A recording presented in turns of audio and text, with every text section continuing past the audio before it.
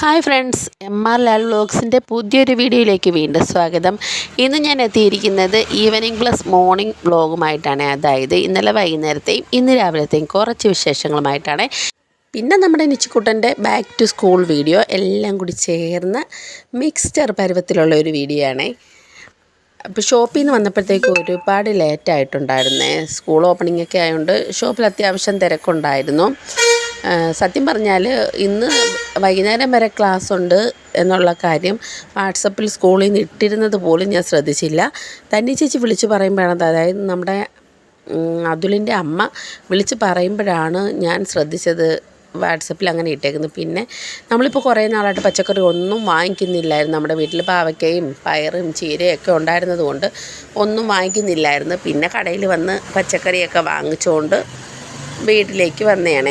ഇപ്പം പാവയ്ക്കയൊക്കെ ആണെങ്കിൽ വീട്ടിൽ വെച്ച് കൊടുക്കുമ്പോൾ ഞാൻ നിർബന്ധിച്ച് കൊടുത്താലും നിച്ചുക്കുട്ടനെ കൊണ്ട് കഴിപ്പിക്കാം. പക്ഷേ എങ്കിൽ സ്കൂളിൽ പോകുമ്പോൾ അവൻ ഇഷ്ടപ്പെട്ടത് കൊടുത്തു വിട്ടില്ലെങ്കിൽ അവൻ കഴിക്കത്തില്ലെന്ന് എനിക്കറിയാമല്ലോ. അതുകൊണ്ട് പിന്നെ അങ്ങനെ പച്ചക്കറിയൊക്കെ മേടിച്ചുകൊണ്ട് വന്ന് നമ്മുടെ ഫ്രിഡ്ജിൻ്റെ പച്ചക്കറി ഇട്ട് വെക്കുന്ന ട്രേയില്ലേ അതിനകത്തോട്ട് ആക്കി വെച്ചു. പിന്നെ ഇന്ന് അവിയൽ വെക്കാനുള്ളത് അങ്ങനെയും എടുത്ത് വെച്ചു. അങ്ങനെയൊക്കെ ചെയ്യുമായിരുന്നു. മുന്നേയൊക്കെ ഞാൻ കണ്ടെയ്നറുകളിലൊക്കെ അടച്ച് വയ്ക്കുമായിരുന്നു. അപ്പോൾ എന്തോ പെട്ടെന്ന് ചീത്തയായി പോകുന്ന പോലെ എനിക്ക് തോന്നി. ഇപ്പം ഞാൻ അതുകൊണ്ടിങ്ങനെ ഓപ്പണായിട്ട് ആ ട്രെയിൽ തന്നെ വെച്ചേക്കും. പിന്നെ ദാണ്ട അമരയ്ക്ക മാത്രം ഇങ്ങനെ ഈ കണ്ടെയ്നറിനകത്താക്കി വെക്കും. അമരയ്ക്ക നമ്മളെല്ലാ പച്ചക്കറിയും എടുത്തു കഴിഞ്ഞ് ലാസ്റ്റ് ആയിരിക്കുമല്ലോ എടുക്കുന്നത്. പിന്നെ നമ്മുടെ പച്ചമുളകൊക്കെ ഇങ്ങനെ തണ്ട് പിച്ച് മാറ്റിയിട്ട് അതും ഒരു ഡപ്പിയിലാക്കി ഇങ്ങനെ വെക്കും ഞാൻ. അങ്ങനെ എല്ലാമൊക്കെ ചെയ്തിട്ട് പിന്നെ മുരിങ്ങയ്ക്ക ഉണ്ടല്ലേ, മുരിങ്ങയ്ക്ക ഇങ്ങനെ മുറിച്ചിട്ട് അതും ഒരു പ്ലാസ്റ്റിക് കവറിലാക്കി നമ്മുടെ ആ പച്ചക്കറി ട്രേയിൽ തന്നെ ഒരു സൈഡിലോട്ട് ഒതുക്കി വെക്കുകയാണ് ചെയ്യുന്നത്. ഇതൊക്കെ എല്ലാവരും ചെയ്യുന്നതാണ്, എന്നാലും ഞാൻ ചെയ്യുന്ന രീതികൾ ഒന്ന് കാണിച്ചു എന്നേ ഉള്ളൂ കേട്ടോ. പിന്നെ ഞാൻ പറഞ്ഞിട്ടില്ലേ, പച്ചക്കറി എനിക്ക് തോന്നെ നേരം നിന്ന് അങ്ങനെ അരിയാൻ ബുദ്ധിമുട്ടായതുകൊണ്ട് ഞാൻ ഇപ്പുറത്ത് വന്നിരുന്ന് ഇവരോട് സംസാരിച്ചുകൊണ്ടൊക്കെയാണ് അരിയുന്നത്. അങ്ങനെ ഇവിടെ വന്നിരുന്ന് നിച്ചുക്കുട്ടനുമായിട്ട് സംസാരിച്ച് അങ്ങനെ പച്ചക്കറി അരിയായിരുന്നേ. ഈ സമയമുണ്ടല്ലോ, എൻ്റെ 11 മണി കഴിഞ്ഞ്. അത്രയും നേരം അവൻ അമ്പലത്തിലായിരുന്നേ. അമ്പലത്തിൽ ഇന്ന് പ്രതിഷ്ഠയായിരുന്നു. അപ്പോൾ അതിൻ്റെ ഭാഗമായിട്ട് അവൻ ഓരോന്നൊക്കെ ചെയ്തിട്ട് അവിടെ നിൽക്കുമായിരുന്നു. എവിടെ പോയിട്ട് വന്നാലും അവിടുത്തെ വിശേഷങ്ങൾ കുറേ നേരം എൻ്റെ അടുത്ത് പറയുവേ. അങ്ങനെ അമ്പലത്തിൽ പോയിട്ട് വന്ന വിശേഷങ്ങളൊക്കെ എൻ്റെ അടുത്ത് ഇങ്ങനെ പറയുമായിരുന്നു. അമ്പലത്തിൽ താഴികക്കുടം എടുത്ത് വെച്ച് അങ്ങനെ ചെയ്ത കാര്യങ്ങളെല്ലാം വന്ന് പറഞ്ഞ് ഞങ്ങളങ്ങനെ സംസാരിച്ചൊക്കെ ഇരിക്കുമായിരുന്നു. അതിൻ്റെ ഇടയിൽ ഞാൻ പച്ചക്കറി അരിഞ്ഞ് തീർന്ന് അവിയൽ വെക്കാനായിട്ടാണ് അരിഞ്ഞത്. പിന്നെ അത് കൊണ്ടുവന്ന് ദാണ്ട് ഒരു കണ്ടെയ്നറിലോട്ട് അടച്ചങ്ങ് വെച്ചു. അതിനുശേഷം പിന്നെ ഞാൻ രാവിലെ പാവയ്ക്ക അരിഞ്ഞ് വെച്ചിട്ടായിരുന്നു പോയത് വൈകുന്നേരം വരുമ്പോൾ കൊണ്ടാട്ടം ഉണ്ടാക്കാനായിട്ട്. അങ്ങനെ പിന്നെ അതൊന്ന് കൊണ്ടാട്ടം ഫ്രൈ ചെയ്തെടുത്ത് കുറച്ചേ ഉള്ളായിരുന്നു. നമ്മുടെ പാവയ്ക്ക ആൾമോസ്റ്റ് തീർന്നു. ആ പിടിച്ച് ലാസ്റ്റ് വരുന്നതായപ്പോൾ ചെറിയ പാവയ്ക്കകളായിരുന്നു. പിന്നെ എനിക്ക് വേണ്ടിയിട്ട് 2 ചപ്പാത്തിയും കൂടെ ചുട്ടെടുത്തതാണ്. ഇത് നമ്മുടെ ഇൻസ്റ്റൻ്റായിട്ട് വാങ്ങിക്കുന്ന ചപ്പാത്തി ഉണ്ടല്ലോ, അതാണ്. രാത്രി ഷോപ്പിൽ നിന്ന് വന്നിട്ട് പിന്നെ നമുക്ക് മാവ് കുഴച്ച് ചപ്പാത്തി ഉണ്ടാക്കാനൊന്നും എളുപ്പമല്ല. അതുകൊണ്ട് രാത്രിയിൽ ഈ ചപ്പാത്തി ഇങ്ങനെ ഞാൻ ചുട്ടെടുക്കത്തേ ഉള്ളേ. എന്നിട്ട് രാത്രി എനിക്ക് കഴിക്കാനായിട്ടാണ് ചപ്പാത്തിയും ദാല് കറിയുമായിരുന്നു.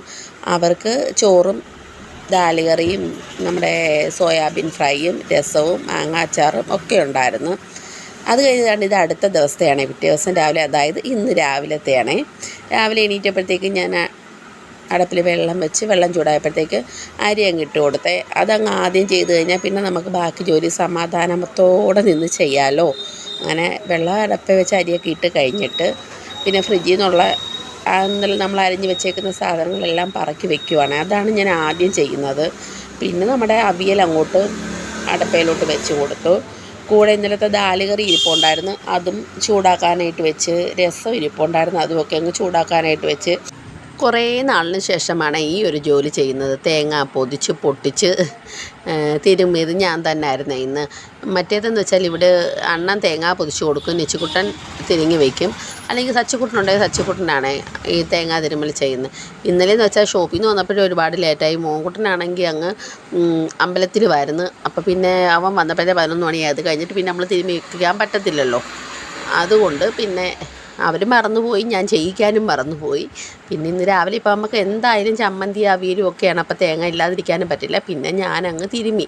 കുറേ നാൾ കഴിഞ്ഞിട്ട് ആദ്യമായിട്ട് ഇങ്ങനെ ചെയ്യുമ്പോൾ ഒരു ബുദ്ധിമുട്ടൊക്കെ ഉണ്ടായിരുന്നു. എനിക്ക് തേങ്ങ തിരുമ്മാൻ പറ്റത്തില്ല. നമുക്ക് ഈ അസുഖങ്ങളും ബുദ്ധിമുട്ടുകളും ഒക്കെ ഉണ്ടായതുകൊണ്ട് തേങ്ങ തിരുമ്മൽ, മിറ്റം തൂപ്പ്, അങ്ങനെ കട്ടിപ്പണികളൊന്നും നമ്മൾ ചെയ്യാറില്ല.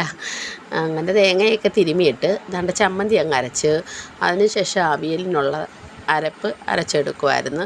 അങ്ങനെ അപ്പോഴത്തേക്കും ഈ അവിയലിന് എടുക്കുന്ന സമയത്ത് അവിടെ കറണ്ട് പോയിട്ടുണ്ടായിരുന്നു കേട്ടോ. എന്തായാലും പെട്ടെന്ന് തന്നെ കറണ്ട് അങ്ങ് വരികയും ചെയ്തു. പിന്നെ ആണ്ട് അവിയലൊക്കെ അങ്ങ് സെറ്റാക്കി. പിന്നെ ഞാൻ ഇന്നലെ സോയാബീൻ വേവിച്ചത് ഫ്രിഡ്ജിൽ വെച്ചിട്ടുണ്ടായിരുന്നു. അതെടുത്തൊന്ന് മസാല പുരട്ടി ഒന്ന് മാറ്റി വെച്ച് കുറച്ച് നേരം മസാല പിടിച്ച് ഇരുന്ന് കഴിഞ്ഞിട്ട് ഫ്രൈ ചെയ്യുമ്പോഴാണ് നല്ലതായിട്ട് എനിക്ക് തോന്നുന്നത്.